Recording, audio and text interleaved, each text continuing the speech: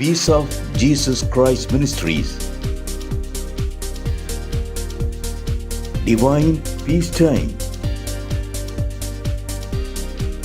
தெய்வீக சமாதான நேரம்.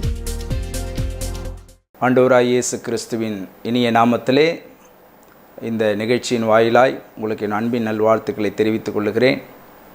கர்த்தர் நல்லவர், அவரை துதியுங்கள், அவர் கிருபை என்றும் உள்ளது.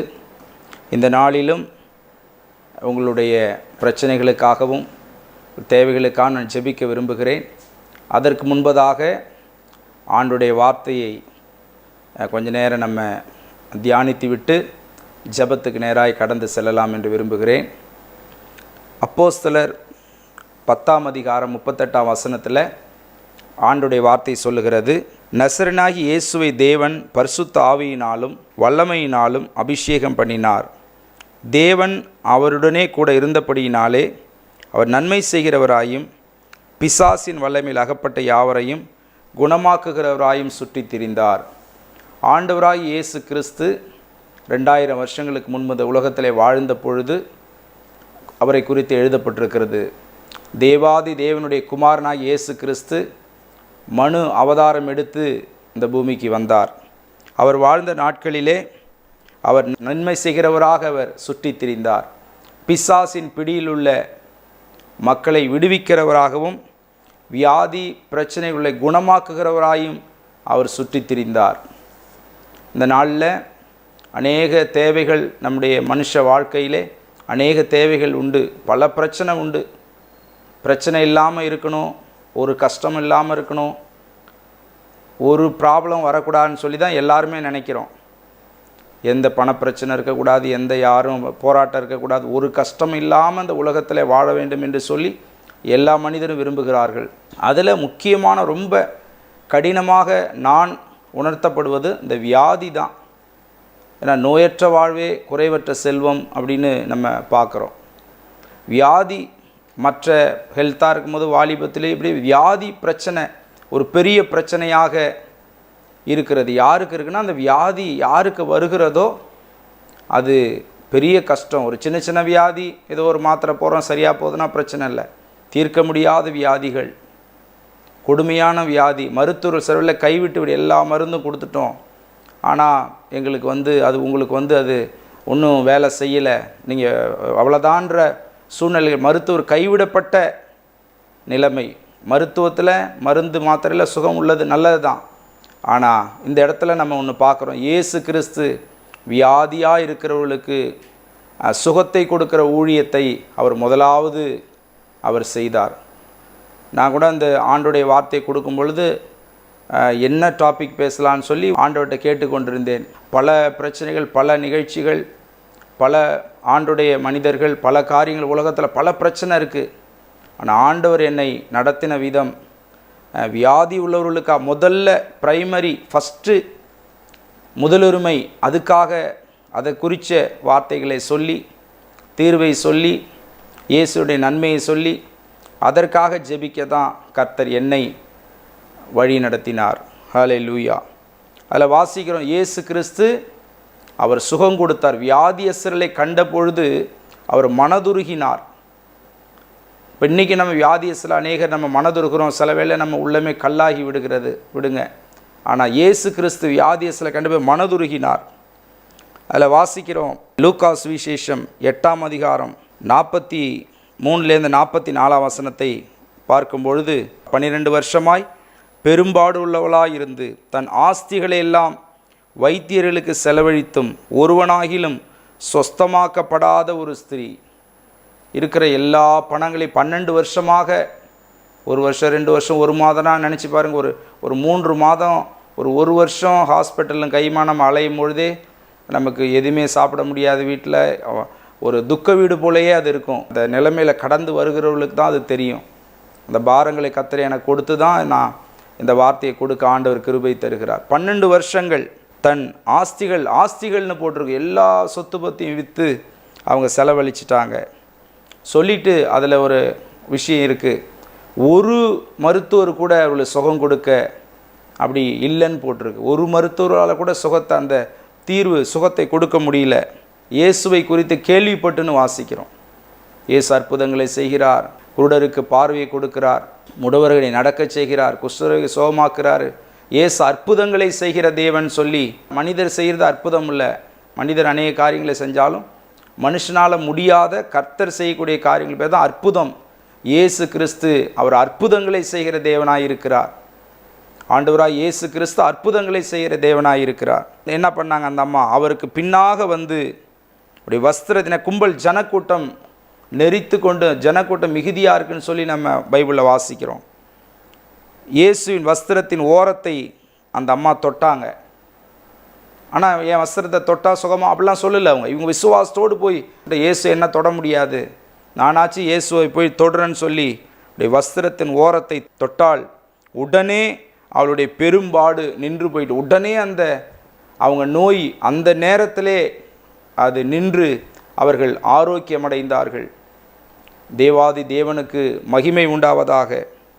ஏன்னா வேதத்தில் வாசிக்கிறோம், ஏசாயா 53:5, நம்முடைய மீறுதலுக்காக இயேசு கிறிஸ்து நொறுக்கப்பட்டார், நம்முடைய அக்கிரமங்களுக்காக அவர் காயப்பட்டார், நம்முடைய தண்டனை அவர் ஏற்றுக்கொண்டு நமக்கு சமாதானம் கொடுத்தார், அவருடைய தழும்புகளாலே நாம் குணமாகிறோம் என்று எழுதப்பட்டிருக்கிறது. 1 பேதுரு 2:24 பேதுரு அப்போஸ்தலன் சொல்கிறாரு, அவருடைய தழும்புகளால் குணமானீர்கள், சுகமானீர்கள்னு சொல்கிறார்.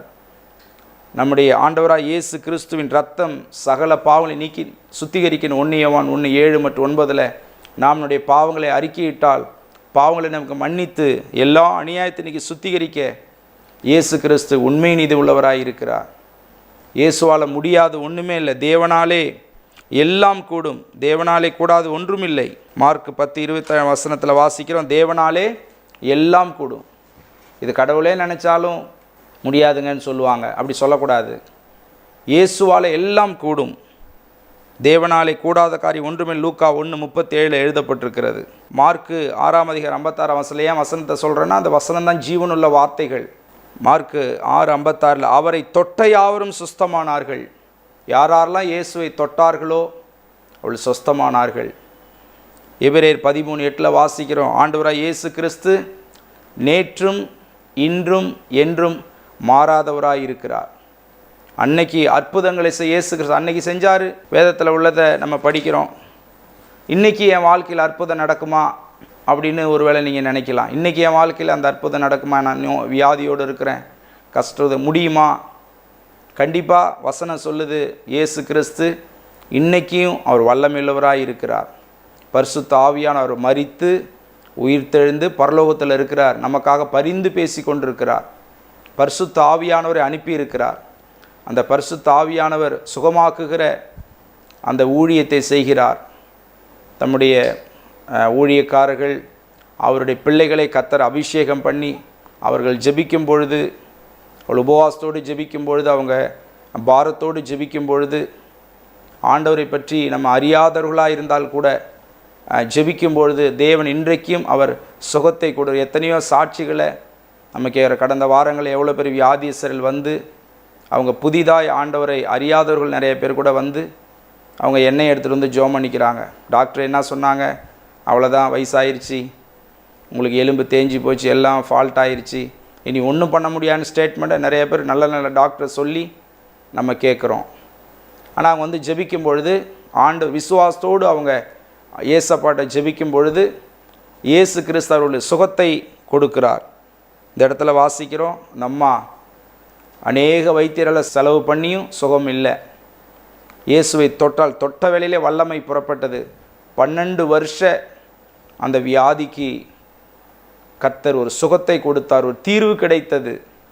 இன்றைக்கி ஆண்டவராக இயேசு கிறிஸ்து, நீங்கள் எந்த நிலைமையில் நீங்கள் இருக்கலாம், உங்களுக்காக கொஞ்சம் நேரத்தில் நான் ஜெபிக்க போகிறேன்.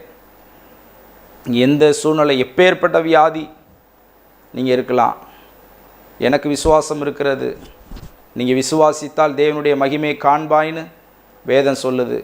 ஆண்டவர் அதனால தான் அந்த எண்ணம் கொடுத்து அதற்காக ஜெபிக்க சொல்லி, அதற்காக அந்த வார்த்தைகளை கொடுக்க சொல்லி கர்த்தர் என்னை எனக்குள்ள ஒரு எண்ணத்தை கொடுத்தபடியினாலே இன்றைக்கி அதை குறித்து நான் பேசி கொண்டிருக்கிறேன்.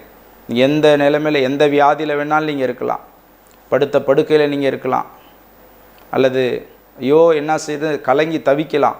உங்களுக்கு ஒரு நம்பிக்கை உண்டு.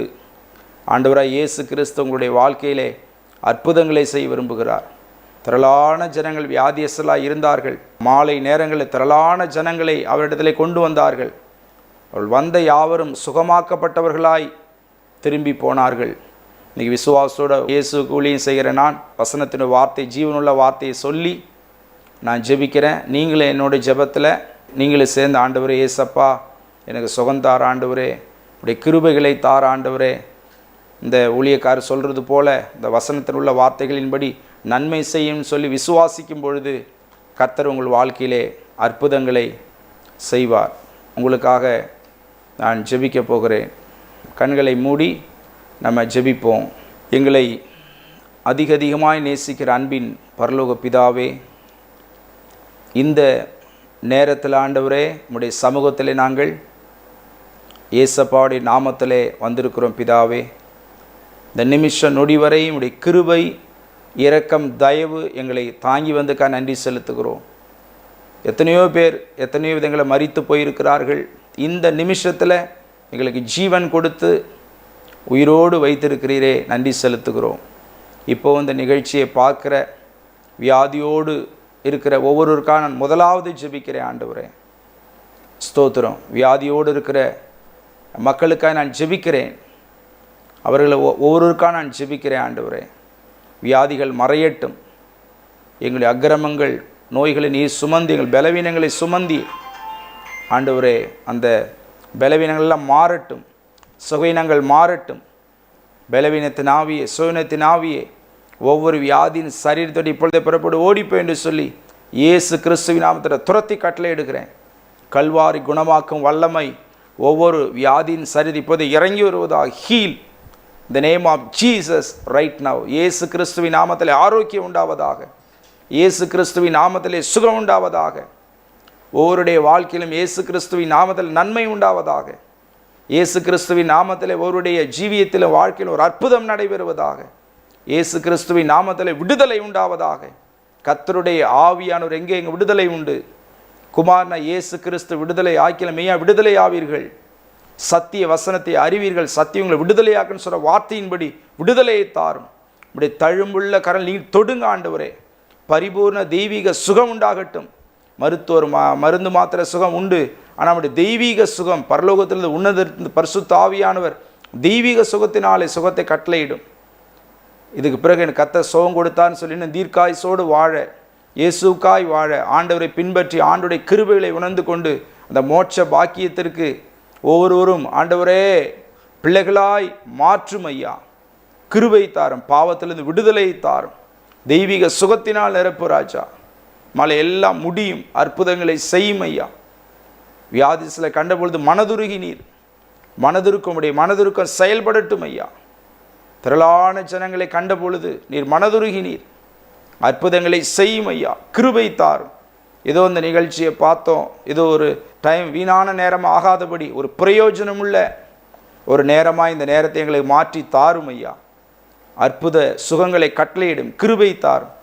அந்த பெரும்பாடுள்ள ஸ்திரீக்கு சுகத்தை கொடுத்த தேவன் இந்த நாளிலே வியாதியோட ஊருக்கு சுகத்தை தாரும். நேற்றும் இன்றும் என்று மாறாதிருக்கிற இயேசு ராஜா அற்புதங்களை செய்யும்படி நாங்கள் ஜெபிக்கிறோம். இன்றைக்கு அதே வல்லமையோடு கிரியை செய்கிற தேவன் இருக்கிறேன்னு சொல்லி நாங்கள் விசுவாசிக்கிறோம். இப்படி சுகத்தை தந்ததுக்காய் நன்றி செலுத்துகிறோம். இந்த ஜெபத்திற்கு பதில் கொடுத்ததுக்காய் ஸ்தோத்திரம் ஐயா. எல்லா கணம் துதி மகிமை உங்களை ஏறெடுக்கிறோம் ஏசப்பா. எங்களை தாழ்த்தி ஒப்பு கொடுக்கிறோம். ஆண்டவரை இயேசு கிறிஸ்துவின் நாமத்தில் ஜெபிக்கிறோம் எங்கள் அன்பின் நல்ல பிதாவே, ஆமேன். Praise the Lord. பிரியமானவர்களே, இந்த நிகழ்ச்சி உங்களுக்கு ஆசீர்வாதமாக இருக்கும் என்று சொல்லி நான் விசுவாசிக்கிறேன். தொடர்ந்து நீங்கள் பட்ட சுகம் நன்மைகளை எங்களுக்கு தெரியப்படுத்துங்கள்.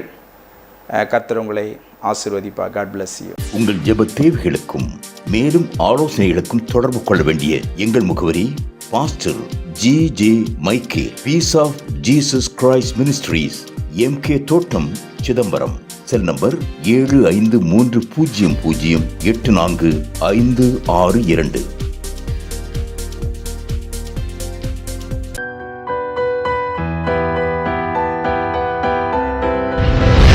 கர்த்தர் உங்களை ஆசீர்வதிப்பார்.